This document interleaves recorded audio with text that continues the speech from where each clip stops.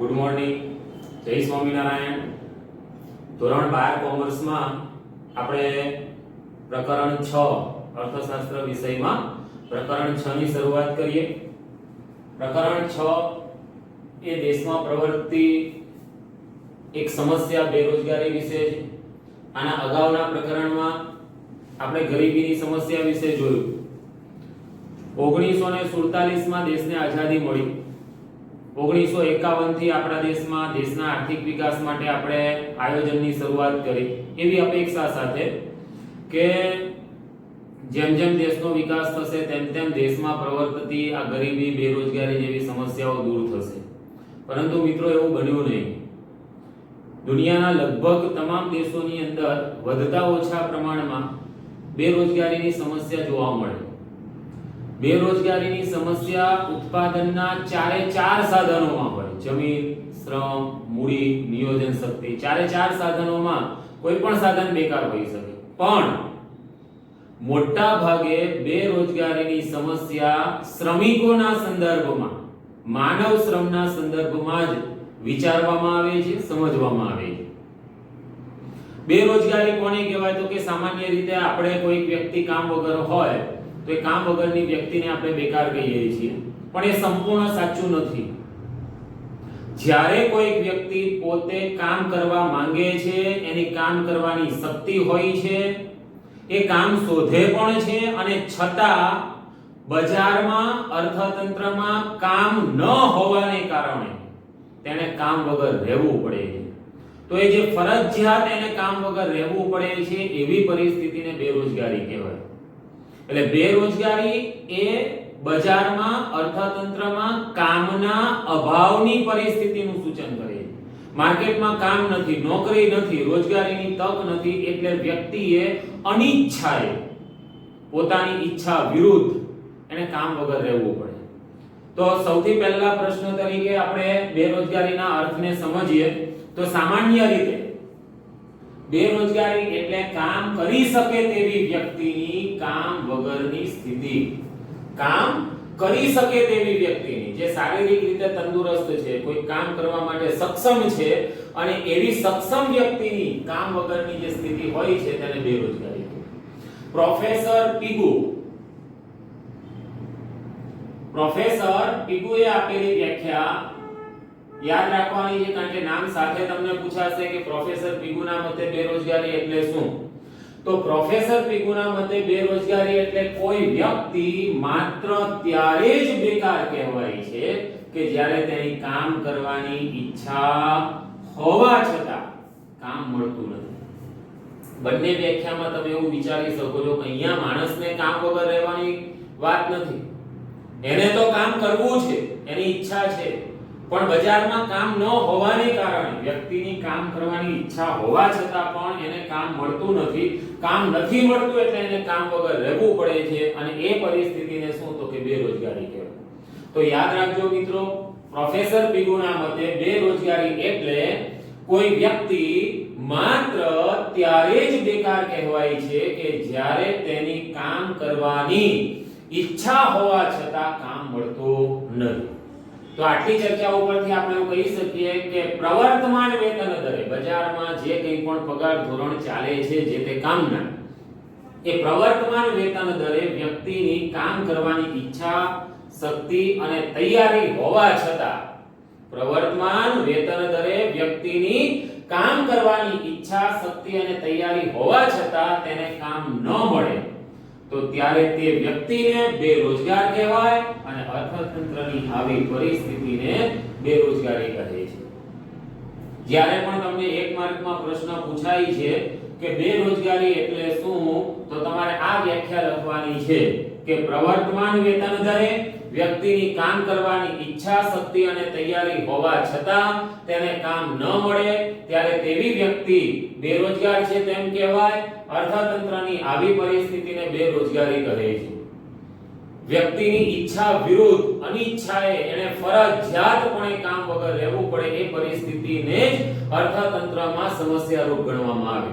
એટલે અર્થશાસ્ત્રના અભ્યાસમાં ફરજિયાત બેરોજગારી, અનૈચ્છિક બેરોજગારીને સમસ્યારૂપ ગણવામાં આવે। જો કોઈ વ્યક્તિની કામ કરવાની ઈચ્છા નથી, એની કામ કરવાની શક્તિ નથી અને જો એને પ્રવર્તમાન વેતન દરે કામ ન મળે, કામ વગર રહેવું પડે, તો એવી વ્યક્તિને અર્થશાસ્ત્રમાં બેરોજગાર કહેવામાં આવતું નથી. એ સ્વૈચ્છિક બેરોજગાર છે.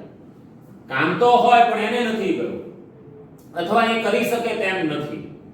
કોઈક વ્યક્તિ બહેરો હોય, બોબડો હોય, લૂલો હોય, લંગડો હોય, આંધળો હોય, આવી પરિસ્થિતિમાં એની એવી કોઈ શારીરિક ક્ષમતા જ નથી કે કોઈ કામ કરી શકે અને જો એને કામ નથી મળતું તો અર્થશાસ્ત્ર એને બેકાર નથી કહેતું. કેમ? તો કે કામ કરવાની શક્તિ ધરાવતો નથી. કોઈક વ્યક્તિને વારસામાં અઢળક સંપત્તિ પ્રાપ્ત થઈ હોય, એને માત્ર વાપરવાની જ હોય, એને કમાવાની બિલકુલ જરૂર ન હોય અને એવી વ્યક્તિને જો કામ નથી મળતું તો એ બેકાર નથી. કેમ? તો કે એની કામ કરવાની ઈચ્છા નથી. બરાબર? તો જ્યારે કોઈક વ્યક્તિની કામ કરવાની ઈચ્છા ન હોય અથવા તો એ કામ કરવાની શક્તિ ધરાવતો ન હોય અને પ્રવર્તમાન વેતન દરે કામ વગર બેસી રહે તો તેવી વ્યક્તિનો સમાવેશ બેરોજગારીમાં થતો નથી. આવા લોકોને સ્વૈચ્છિક બેરોજગાર કહેવામાં આવે છે અને આથી જ બાળકો, વૃદ્ધો, અશક્ત વ્યક્તિઓ કે ગૃહિણીઓ એમનો સમાવેશ બેરોજગારીમાં થતો નથી, ભલે તેઓ કામ વગર હોય. કેમ? તો કે એ લોકો ક્યાં તો કામ કરવાની ઈચ્છા નથી ધરાવતા, ક્યાં તો કામ કરવાની શક્તિ ધરાવતા હોતા નથી. તો આખી ચર્ચા આપણને એવું કહે છે કે અર્થશાસ્ત્રમાં બેરોજગારી એ ફરજિયાત બેરોજગારીના સ્વરૂપે જ અભ્યાસ કરવામાં આવે છે અને બેરોજગારીનો સંદર્ભ એ સક્રિય શ્રમના પુરવઠાના સંદર્ભમાં સમજાવવામાં આવે છે.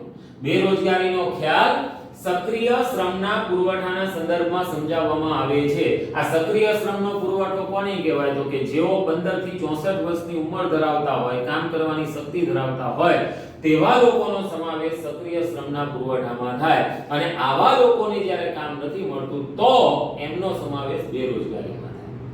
દુનિયાના જુદા જુદા દેશોની અંદર બેરોજગારી અલગ અલગ પ્રકારની હોય, વધતા ઓછા પ્રમાણમાં દરેક દેશની અંદર બેકારી હોય. હવે દુનિયાના દેશોને આર્થિક વિકાસની કક્ષાની દ્રષ્ટિએ આપણે બે ભાગમાં વહેંચીએ છીએ. વિકસિત દેશો જેનો વિકાસ થઈ ચૂક્યો છે અને વિકાસશીલ દેશો કે જેઓ ધીમે ધીમે વિકાસ કરી રહ્યા છે. આ વિકાસશીલ દેશોને વિકસતા દેશો, વિકાસમાન દેશો તરીકે પણ ઓળખવામાં આવે છે. એટલે કદાચ પ્રશ્ન આવો આવે કે વિકસિત અને વિકાસમાન દેશોની બેરોજગારી વચ્ચે તફાવત જણાવો તો પણ આ જ ફરીથી વિકસતા, વિકાસશીલ, વિકાસમાન દેશો આ બધા એક જ સંદર્ભમાં વપરાય છે. બરાબર? તો વિકસિત દેશોની બેરોજગારી અને વિકાસશીલ દેશોની બેરોજગારી વચ્ચેનો તફાવત તો અમેરિકા, જર્મની, ઇંગ્લેન્ડ, નોર્વે વગેરે જેવા વિકસિત દેશોમાં ચક્રીય ફેરફારો કે અસરકારક માંગના અભાવે બેરોજગારી ઉદ્ભવે. ચક્રીય ફેરફાર કોને કહેવાય? વ્યાપાર ચક્રો. ધોરણ 11 કોમર્સમાં બીજા પ્રકરણમાં કદાચ તમે છેલ્લા ટોપિકમાં ભણ્યા છો. અર્થતંત્રમાં વારાફરતી આવતા સારા અને ખરાબ તબક્કાઓ એટલે વેપાર ચક્ર, જેમાં તેજી મંદી જેવી પરિસ્થિતિ સર્જાય. તો જ્યારે અર્થતંત્રમાં મંદીજન્ય પરિસ્થિતિ આવે ત્યારે ચીજ વસ્તુ કે સેવાઓની માંગમાં ઘટાડો થાય. માંગ ઘટે એટલે ઉત્પાદન ઘટાડવા માટે ઉત્પાદકો કારખાના બંધ રાખે અને ત્યારે કામદારો બેકાર બને. તો આવી બેકારી વિકસિત દેશોમાં જોવા મળે. એટલે ચક્રીય ફેરફારો, તેજી મંદી જેવી ચક્રીય પરિસ્થિતિ કે અસરકારક માંગના અભાવે વિકસિત દેશોમાં બેરોજગારી ઉદ્ભવે. જ્યારે ભારત જેવા વિકાસશીલ દેશોમાં એક બાજુ વધુ વસ્તી હોય, વસ્તી વૃદ્ધિ દર ઊંચો હોય અને એટલે તો કે કામ કરનારા લોકો શ્રમના પુરવઠામાં ઝડપથી વધારો થાય છે અને બીજી બાજુ તો કે ભાઈ અર્થતંત્રની માળખાગત ખામીને કારણે નીચું મૂડીરોકાણ, નીચો આર્થિક વિકાસ દર, જેના કારણે રોજગારીની તકોમાં ધીમા દરે વધારો થાય. એક બાજુ શું? કામ કરવાવાળા શ્રમિકો ઝડપથી વધે, બીજી બાજુ કામનું પ્રમાણ, રોજગારીનું પ્રમાણ ધીમે ધીમે વધે અને એટલે શ્રમિકોનો એક ભાગ કામ વગરનો રહે. તો આ પ્રકારની બેરોજગારી વિકાસશીલ દેશોમાં હોય. તો વિકાસશીલ દેશોમાં વધુ વસ્તી, ઊંચા વસ્તી વૃદ્ધિ દરને કારણે એક બાજુ શ્રમના પુરવઠામાં ઝડપથી વધારો થાય છે તો બીજી તરફ માળખાગત ખામીને કારણે રોજગારીની તકોમાં ધીમો વધારો થાય છે, આથી બેરોજગારી ઉદ્ભવે છે. વિકસિત દેશોમાં કયા કારણથી બેરોજગારી ઉદ્ભવે? ચક્રીય ફેરફારો કે અસરકારક માંગના કારણે બેરોજગારી ઉદ્ભવે. વિકાસશીલ દેશોમાં કયા કારણે બેરોજગારી ઉદ્ભવે? તો કે શ્રમના પુરવઠામાં ઝડપથી વધારો થાય અને રોજગારીની તકોમાં ધીમો વધારો થવાને કારણે બેરોજગારી ઉદ્ભવે. વિકસિત દેશોમાં સામાન્ય રીતે ટૂંકા ગાળાની બેરોજગારી જોવા મળે છે. ચક્રીય ફેરફારો ચાલે છે, એ ફેરફારોમાં મંદી હોય ત્યારે બેકારી, પછી પાછી તેજી આવે, માંગ વધે એટલે ફરી પાછા પેલા બેકાર લોકોને આપોઆપ કામ મળી જાય. એટલે વિકસિત દેશોની બેરોજગારી ટૂંકા ગાળાની હોય છે, જ્યારે વિકાસશીલ દેશોની બેરોજગારી લાંબા ગાળાની અથવા તો કાયમી સ્વરૂપની હોય છે. વિકસિત દેશોની બેરોજગારી ટૂંકા ગાળાની હોય છે, જ્યારે વિકાસશીલ દેશોની બેરોજગારી લાંબા ગાળાની કે કાયમી સ્વરૂપની હોય છે. વિકસિત દેશોમાં ચક્રીય બેરોજગારી અને ઘર્ષણજન્ય બેરોજગારી જોવા મળે છે. વેપાર ચક્રીય ફેરફારોને કારણે ઉદ્ભવતી બેરોજગારી એટલે ચક્રીય બેરોજગારી. જૂની ટેકનોલોજીની જગ્યાએ નવી ટેકનોલોજી આવે, એ નવી ટેકનોલોજી પ્રમાણે કામદારોને કામ કરવાનું ફાવે નહીં, એ જ્યાં સુધી નવી ટેકનોલોજી શીખી ન જાય ત્યાં સુધી બેકાર રહે, તો એવી બેરોજગારીને ઘર્ષણજન્ય બેરોજગારી કહેવાય. તો વિકસિત દેશોમાં ચક્રીય બેરોજગારી અને ઘર્ષણજન્ય બેરોજગારી જોવા મળે, જ્યારે વિકાસશીલ દેશોમાં મોસમી બેરોજગારી, પ્રચ્છન્ન બેરોજગારી અને સંપૂર્ણ બેરોજગારી જોવા મળે. વર્ષની અમુક ઋતુમાં કામ મળે અને અમુક ઋતુમાં કામ ન મળે તો એ મોસમી બેરોજગારી. દાખલા તરીકે ખેડૂતો ચોમાસાની ઋતુમાં કામ મળે અને એ સિવાયની ઋતુમાં એમણે કામ વગર રહેવું પડે તો એ પરિસ્થિતિ મોસમી બેરોજગારી. પ્રચ્છન્ન બેરોજગારી, છુપી બેરોજગારી. વ્યક્તિ કામ કરતો હોય, ખરેખર એની ત્યાં જરૂર ન હોય, તો જરૂર કરતા વધારે શ્રમિકો રોકાયેલા હોય અને એવી પરિસ્થિતિમાં કેટલાક શ્રમિકો કામ કરતા હોય પણ એમના કામથી ઉત્પાદનમાં કોઈ ફેરફાર થતો ન હોય તો એવા લોકોને પ્રચ્છન્ન બેકાર કહેવાય. અને સંપૂર્ણ બેરોજગારી તો અહીંયા જે વ્યાખ્યા આપી છે તે જ કે પ્રવર્તમાન વેતન દરે વ્યક્તિની કામ કરવાની ઈચ્છા શક્તિ અને તૈયારી હોવા છતાં તેને લાંબા સમય સુધી કામ નથી મળતું તો તેને સંપૂર્ણ કે ખુલ્લા સ્વરૂપનો બેરોજગાર કહેવાય. તો વિકાસશીલ દેશોમાં મોસમી બેરોજગારી, પ્રચ્છન્ન બેકારી અને સંપૂર્ણ બેરોજગારી જોવા મળે, જ્યારે વિકસિત દેશોમાં ચક્રીય બેરોજગારી અને ઘર્ષણજન્ય બેરોજગારી જોવા મળે. વિકસિત દેશોમાં અસરકારક માંગમાં વસ્તુઓ અને સેવાઓની અસરકારક માંગમાં વધારો કરીને બેરોજગારીની સમસ્યા હલ કરી શકાય. વિકાસશીલ દેશોમાં વિકાસશીલ દેશોમાં વસ્તીને નિયંત્રિત કરવી ઉપરાંત આર્થિક, સામાજિક અને રાજકીય માળખામાં યોગ્ય ફેરફારો કરવા, આંતરમાળખાકીય સુવિધાઓનો વિસ્તાર કરીને આપણે બેરોજગારીની સમસ્યા હલ કરી શકીએ. તો આ બે માર્કનો તમારો તફાવત છે. બરાબર, ફરીથી એક વખત દોહરાવી દઈએ કે વિકસિત દેશોમાં ચક્રીય ફેરફારો કે અસરકારક માંગના અભાવે બેરોજગારી સર્જાઈ છે. વિકાસશીલ દેશોમાં વધુ વસ્તી, ઊંચા વસ્તી વૃદ્ધિ દરને કારણે શ્રમના પુરવઠામાં ઝડપી વધારો થાય છે. તો બીજી બાજુ અર્થતંત્રની માળખાગત ખામીને લીધે રોજગારીની તકોમાં ધીમો વધારો થવાથી બેરોજગારી ઉદ્ભવે છે. વિકસિત દેશોમાં ટૂંકા ગાળાની બેરોજગારી જોવા મળે છે. વિકસતા કે વિકાસશીલ દેશોમાં લાંબા ગાળાની કે કાયમી સ્વરૂપની બેરોજગારી જોવા મળે છે. વિકસિત દેશોમાં ચક્રીય બેરોજગારી અને ઘર્ષણજન્ય બેરોજગારી જોવા મળે. વિકાસશીલ દેશમાં મોસમી બેરોજગારી, પ્રચ્છન્ન બેરોજગારી અને સંપૂર્ણ બેરોજગારી જોવા મળે છે. વિકસિત દેશોમાં અસરકારક માંગમાં વધારો કરીને બેરોજગારીની સમસ્યા હલ કરી શકાય.